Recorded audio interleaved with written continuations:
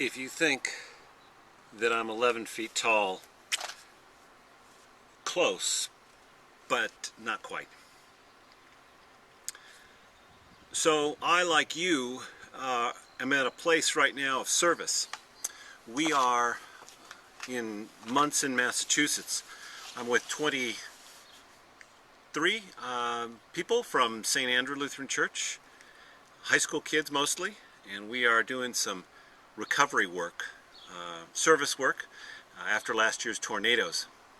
And I know you're going to be heading out in a moment to go out and do some service project in New Orleans area, which I just think is awesome. I don't know about you, but I think there is nothing like service to really capture the heart of what Jesus was trying to teach his disciples.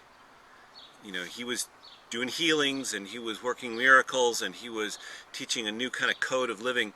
But really what he did is he took his disciples on a 3-year mission trip. And when you're on a mission trip, when you're out there and you're really engaged, your eyes are wide open and your senses, you're taking in everything. And it's exciting, it's challenging, and it's probably exhausting too.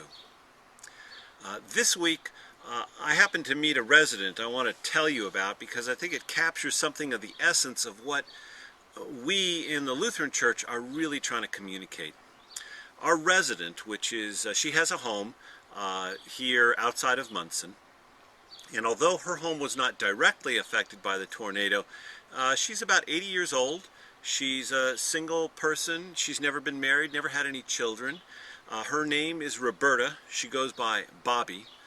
And yesterday, while we were at lunch, she told a really amazing story about her life.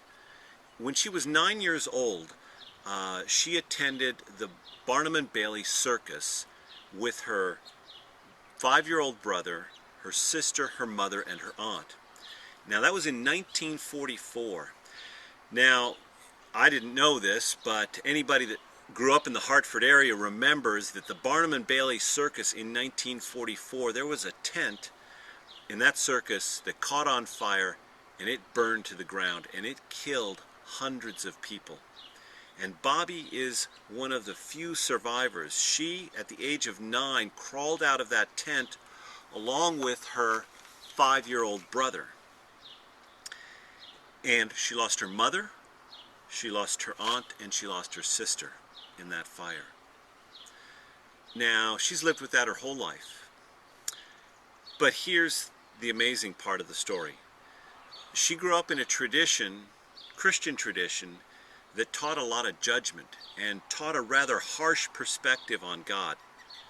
In fact, it was so harsh that she believed that that fire was an act of God trying to punish her for some things she had done.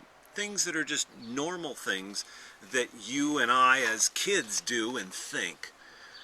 But she lived with this fear of God for most of her life.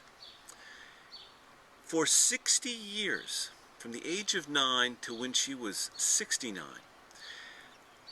Now, when she was 69, they had a 60th anniversary, a memorial, really, of this particular event that happened in Hartford, and she attended for the first time. They had others throughout the history, but she never felt comfortable going.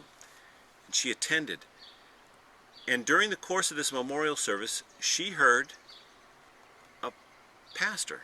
Actually, I think she said he was an Episcopal priest. And he talked about the love of God. And he talked about how God was accepting of all of us, no matter our faults, our defects, and he emphasized in particularly God's acceptance for all those people who had lost their lives some, 60 years before in that fire. Bobby told us yesterday that for the first time in her life, she felt relief. She felt a sense that God was on her side, not out to get her.